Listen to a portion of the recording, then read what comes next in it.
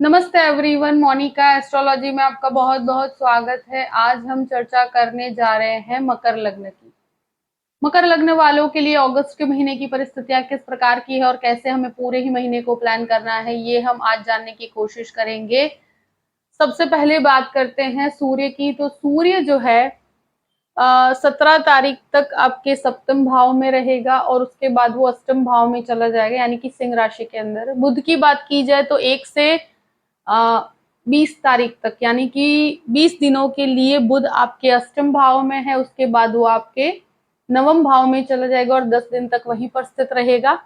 शुक्र की बात करते हैं तो 7 तारीख तक शुक्र जो है वो आपके 6th हाउस में रहेगा। उसके बाद वो आपके 7th हाउस में पूर्ण रूप से पूरे ही महीने के लिए 31 तारीख तक यहीं पर स्थित रहने वाला है। गुरु वक्रावस्था में तृतीय भाव में, शनि वक्रावस्था में आपके लग्न में, मंगल राहु का अंगारक योग 10 तारीख को खत्म हो रहा है और वो मंगल आपके पंचम भाव के अंदर एंटर होगा।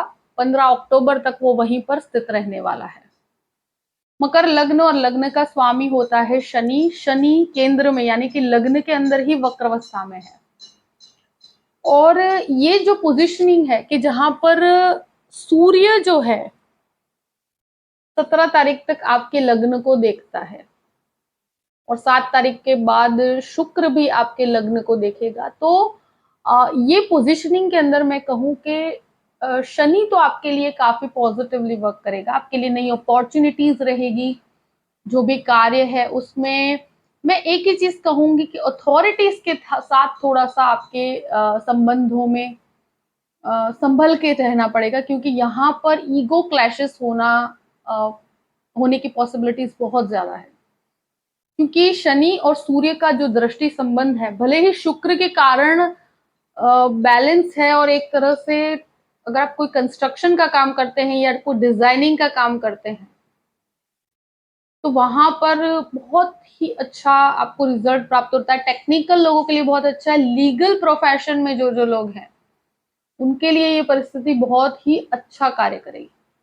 देखिए, शनि के रिजल्ट्स तो बहुत आपको पॉजिटिव मिलेंगे, मगर एक चीज मैं जरूर कहूंगी कि आपके सूर्य की स्थिति जिस प्रकार से अभी चल रही है, जो सूर्य आपके अष्टम भाव का और रिसर्च का स्वामी है, तो 17 तारीख तक थोड़ा सा आपको संभल के रहना चाहिए। कोई भी डिसीजंस हैं तो ईगो क्लैशेस ना हो और जिद्दी स्वभाव के साथ चलने से आप बचिएगा। थोड़ा फ्लेक्सिबल होने की कोशिश कीजिएगा।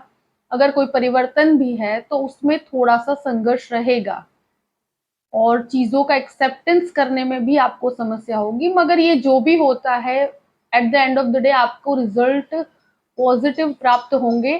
तो थोड़ा सा पीस बना के रखिए, शांति बना के रखिए, क्योंकि ये शनि जो वक्र अवस्था में आया है वो इंसान से बहुत मेहनत करवाने के बाद ही उसे कुछ प्राप्त करवाता है। तो यहाँ जितनी मेहनत करनी होती है उससे ये आपको ज्यादा संघर्ष करवाएगा। तो उसके लिए आपको मेंटली प्रिपेयर होकर ही चलना पड़ेगा। सेकेंड हाउस की बात करते हैं। सेकेंड हाउस का अधिपति खुद लग्न के अंदर है, वक्र अवस्था में है। तो देखिए, वाणी में थोड़ा सा कड़वापन आ सकता है अथॉरिटीज के साथ, तो थोड़ा पोलाइट रहकर कार्य कीजिएगा। दूसरी चीज, फैमिली मैटर के अंदर भी बात की जाए, अगर कोई प्रॉपर्टी कनेक्टेड मैटर चल रहा है या कोई भी जॉइंट बिजनेस है तो वहां पर आपको बहुत संयम के साथ चलना पड़ेगा। अगर कोई पार्टनरशिप है तो यहाँ ईगो क्लैशेस नहीं होने चाहिए और जो भी इन्वेस्टमेंट करते हैं तो वहां पर लॉन्ग टर्म इन्वेस्टमेंट किया जाए तो आपके लिए अच्छा है। और जॉइंट के अंदर अगर अभी तक नहीं पड़े हैं तो जॉइंट बिजनेस अगर फैमिली के साथ करते हैं तो वहां पर अभी थोड़ा संभल के और ठहर के कार्य कीजिए। और इस महीने तो एटलीस्ट आपको थोड़ा संभलना पड़ेगा पार्टनरशिप में। बाकी इन्वेस्टमेंट्स आपके लिए बहुत अच्छे और फ्रूटफुल हैं, आपके लिए काफी अच्छे रिजल्ट्स भी प्राप्त करवाएगा। थर्ड हाउस की बात करते हैं। तृतीय स्थान में वक्री गुरु, जो काफी अनएक्सपेक्टेडली आपको रिजल्ट देगा। काफी समय से जो कार्य अटके हुए हैं उनको संपन्नता की तरफ गुरु लेकर जाएगा। प्लस आप अगर वो टीचिंग प्रोफेशन में है या कोई भी प्रकार का जर्नलिज्म का कार्य करते हैं तो उनके लिए बहुत ही अच्छी परिस्थिति है। कंसल्टिंग रिलेटेड कोई भी कार्य करते हैं उसमें बहुत अच्छा है। मेडिसिन कंसल्टिंग करते हैं तो भी बहुत अच्छा है। तो ये इनिशिएटिव लेने में आपकी मदद करता है, मगर थोड़ा अपने स्वभाव को फ्लेक्सिबिलिटी की तरफ लेकर जाइएगा तो आपको इसके रिजल्ट्स बहुत ही अच्छे प्राप्त होंगे। मगर इनिशियल संघर्ष तो है, ये तो आपको मान के चलना ही पड़ेगा कि 17 तारीख तक आपको मेंटल काफी संघर्ष आप महसूस करेंगे। जैसे ही 17 तारीख निकलती है उसके बाद आपको रिजल्ट्स अच्छे प्राप्त होंगे। अब बात करते हैं फोर्थ हाउस की। फोर्थ हाउस में मंगल राहु का जो अंगारक योग है, तो देखिए मैं कहूं कि प्रॉपर्टी में इन्वेस्टमेंट करना है तो 10 तारीख के बाद कीजिए, उसके पहले मत कीजिएगा, क्योंकि यहाँ मंगल राहु काफी असमंजस की स्थिति में डाल देता है। बहुत डिसीजन मेकिंग में काफी प्रॉब्लम्स होती है, एक डर एक भय बिठा देता है। मगर ये जो प्रॉपर्टी से कनेक्टेड लोग हैं उन लोगों के लिए बहुत अच्छा है, जैसे कि कंस्ट्रक्शन का काम करते हैं, मेडिसिन के काम करने वालों के लिए तो इवन ये मंगल राहु की युति में भी फायदा है, उसके बाद का मंगल उनके लिए और भी फायदे कारक है। और प्रॉपर्टी सेक्टर के अंदर जो भी कमीशन बेस्ड कार्य करते हैं उनके लिए भी परिस्थितियां एक तरह से देखी जाए तो फेवरेबल है। मगर राहु एक अज्ञात भय, एक अजीब सा डर क्रिएट करता है, चीजें होंगी नहीं होंगी, तो एक उसके बहुत सारी पॉसिबिलिटीज इंसान सोच लेता है। तो ये स्थिति से आपको संभलना चाहिए, अपने मन को शांत रख के कार्य कीजिए। और माता के स्वास्थ्य में जो भी समस्याएं हैं 10 तारीख के बाद वो खत्म होगी। अगर कोई संबंध माता के साथ खराब हुआ है तो वो भी 10 तारीख के बाद परिस्थितियां संभल कर आप उनके अंदर कुछ बेटरमेंट देख पाएंगे। मन में जो अशांति या जो भी एक भय या कोई भी एक ऐसी स्थिति है तो वो 10 तारीख के बाद उसमें काफी रिलीफ आप महसूस कर पाएंगे। मगर एक चीज मैं जरूर कहूंगी कि शनि सूर्य का दृष्टि संबंध केंद्र के अंदर ही यानी कि लग्न के ऊपर इफेक्ट कर रहा है, तो 17 तारीख तक की स्थितियां आपको अथॉरिटीज या डिसीजन मेकिंग के लिए बहुत इंपॉर्टेंट है और वहां पर आपको फ्लेक्सिबल रहकर दूसरे के विचारों को एक्सेप्ट कर कर फिर आगे बढ़ने में ज्यादा फायदा है। फिफ्थ हाउस की बात करते हैं। फिफ्थ हाउस का अधिपति शुक्र है, जो इनिशियली तो आपके सिक्स हाउस में रहेगा, बाद में वो सेवेंथ हाउस के अंदर चला जाएगा। देखिए कोई भी प्रेम संबंध के अंदर आप पढ़ते हैं तो आकर्षण के बेस पर मत पढ़िएगा, तो वहां पर आप उसको मटेरियलाइज नहीं कर पाएंगे। देखिए 7 तारीख के बाद की स्थितियां इस प्रकार की है कि आप कहीं पर भी बात करते हैं तो वहां जैसा आप एक्सपेक्ट कर रहे हैं वैसे रिजल्ट्स आपको प्राप्त न हो। मगर मैं इतना जरूर कहूंगी कि आकर्षण के बेस पर अगर आप आगे बढ़ेंगे, यहाँ पर अट्रैक्शन है, जो इमोशनल बॉन्डिंग होना चाहिए वहां पर कमी मुझे नजर आती है, तो थोड़ा इस संबंध को समय देने की जरूरत है। और मंगल यहाँ पर जैसे ही 10 तारीख के बाद एंटर होता है तो एक मैं यही कहूंगी कि अगर आप शेयर मार्केट के अंदर भी इन्वेस्टमेंट कर रहे हैं तो थोड़ा वैसे नुकसान की स्थिति नहीं है, मगर कैलकुलेटिव होकर आगे बढ़िएगा। और यहाँ प्रॉपर्टी इन्वेस्टमेंट में आपको काफी अच्छा फायदा है। बच्चों की बात की जाए तो अगर आप संतान प्राप्ति की इच्छा रखते हैं तो यहाँ थोड़ा ट्रैवलिंग को अवॉइड कीजिए। और जो जो बच्चों के साथ, आपके खुद के बच्चों के साथ भी संबंधों में शांति बना के रखिएगा। यहाँ पर कहते हैं ना कि मंगल की वजह से थोड़ा अग्रेशन और ऊर्जा बहुत ज्यादा है। बाकी जो मेडिसिन के छात्र हैं उनके लिए बहुत अच्छा है, डिजाइनिंग के छात्रों के लिए बहुत अच्छा है, आईटी क्षेत्र के अंदर जो काम करते हैं या उसके अंदर जो स्टूडेंट्स जा रहे हैं, इंजीनियरिंग के अंदर हैं, उन सभी के लिए बहुत अच्छी परिस्थिति है। अंगारक योग खत्म होने के बाद उनके फोकस के अंदर भी बढ़ोतरी है।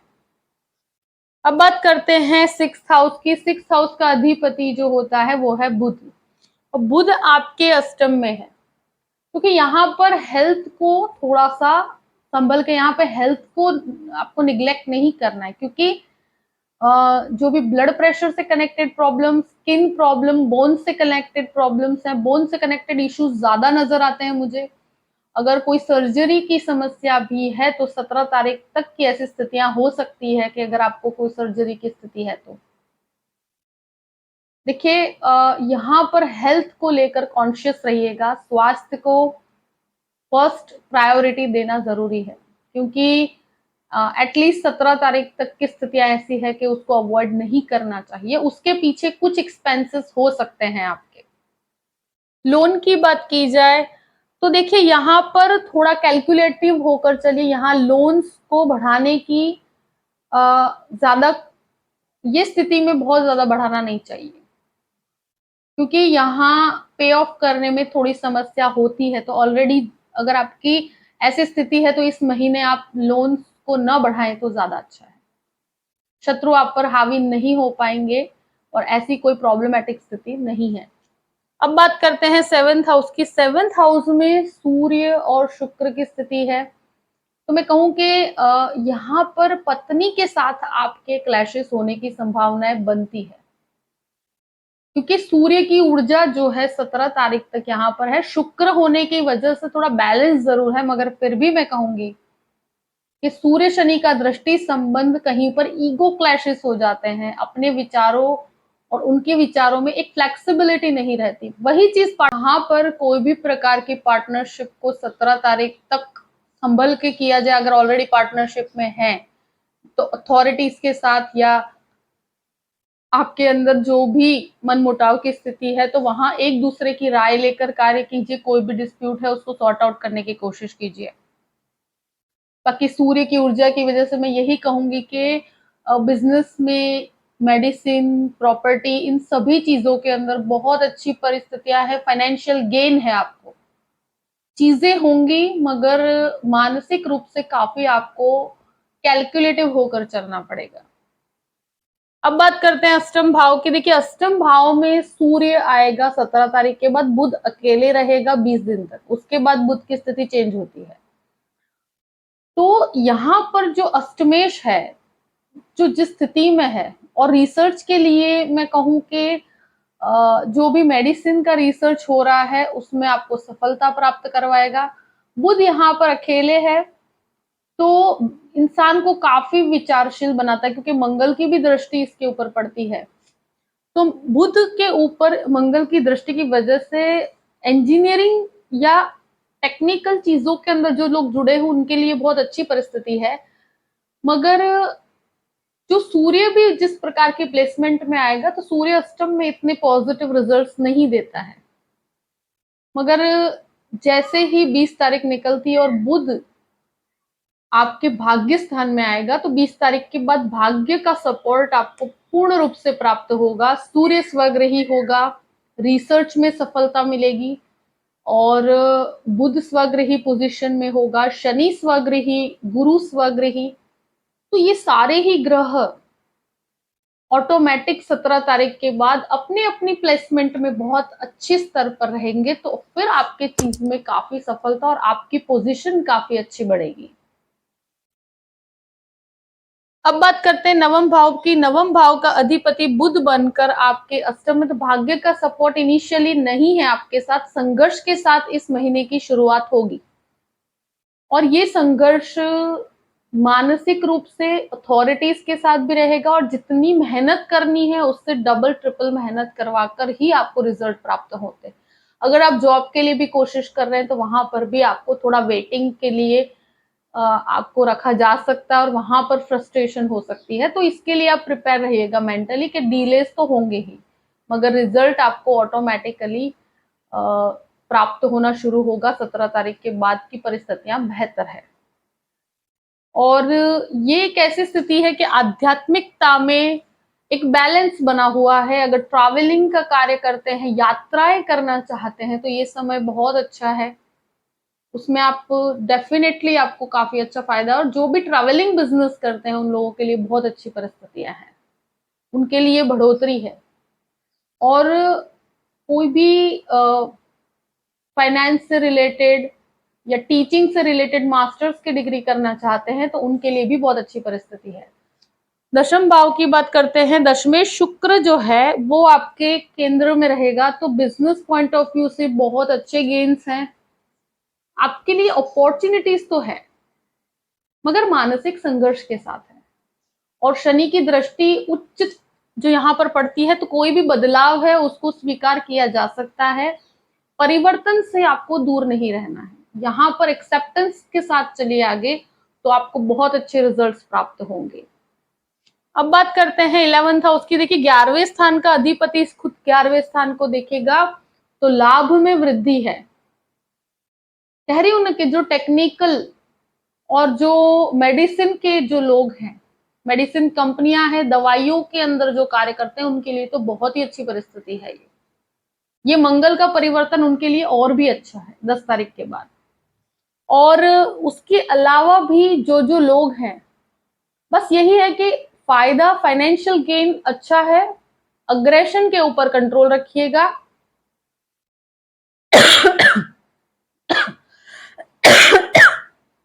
अपने मन के ऊपर कोई भी प्रकार का जो राहु की वजह से जो कंफ्यूजन्स है, जो डर है, उसमें से बाहर निकलकर यहाँ पॉजिटिविटी की तरफ आपको लेकर जाइए। थोड़ा फ्लेक्सिबल होकर कार्य कीजिए, तो इसके आपको ज्यादा अच्छे परिणाम प्राप्त होंगे। 12th हाउस की बात करते हैं। 12वें घर का अधिपति गुरु बन के वक्रावस्था में, तो यहाँ आपको फॉरेन लैंड से कनेक्टेड हर कार्य में सफलता है। स्टूडेंट्स के लिए भी बहुत अच्छा है अगर बाहर जाना चाहते हैं तो। और हर तरह से मैं कहूं कि गुरु का वक्रावस्था में होना आपके एक्सपेंसेस को थोड़ा कंट्रोल करके रखेगा। यहाँ पर बहुत बड़ी लोन की तरफ अभी मत जाइए, और अपने एक्सपेंसेस को जितना कैलकुलेट करके चलेंगे उतना अच्छा है। और अगर कोई मल्टीनेशनल कंपनी में कार्य करते हैं तो उनके लिए भी परिस्थितियां बहुत अच्छी है, मगर जो भी होगा उसमें संघर्ष बहुत ज्यादा है। ये शनि आपके लिए काफी अच्छे रिजल्ट्स प्राप्त करवा रहा है, मगर सूर्य शनि का दृष्टि संबंध, अंगारक योग भी है स्टार्टिंग में, तो इनिशियली शुरू के जो 15-17 दिन है वहां तुमको थोड़ा संघर्ष में ही रहेगा। जैसे ही 15-17 तारीख निकलती है आपको काफी रिलीफ और अच्छे परिणाम मिलना शुरू होंगे। तो मकर लग्न वालों के लिए जो भी परिस्थिति है मैंने आपके सामने रख दी है। आई होप कि ये वीडियो आपको पसंद आया होगा। पसंद आए तो लाइक भी कीजिएगा और सब्सक्राइब भी कीजिएगा। अगर आप मुझसे कंसल्टेशन लेना चाहते हैं तो डिस्क्रिप्शन बॉक्स में मैंने अपना ईमेल आईडी दिया हुआ है, astrologymonica@gmail.com। आप उस पर मेल कर सकते हैं। मैं आपको पूरी ही जानकारी प्रदान करूंगी कि कैसे मुझसे कांटेक्ट किया जाए और कैसे मुझसे कंसल्टेशन लिया जाए। परिस्थितियों को ध्यान में रखते हुए अपने पूरे ही महीने को प्लान कीजिए और हमेशा खुश रहिए। Thank you so much. जय श्री कृष्ण।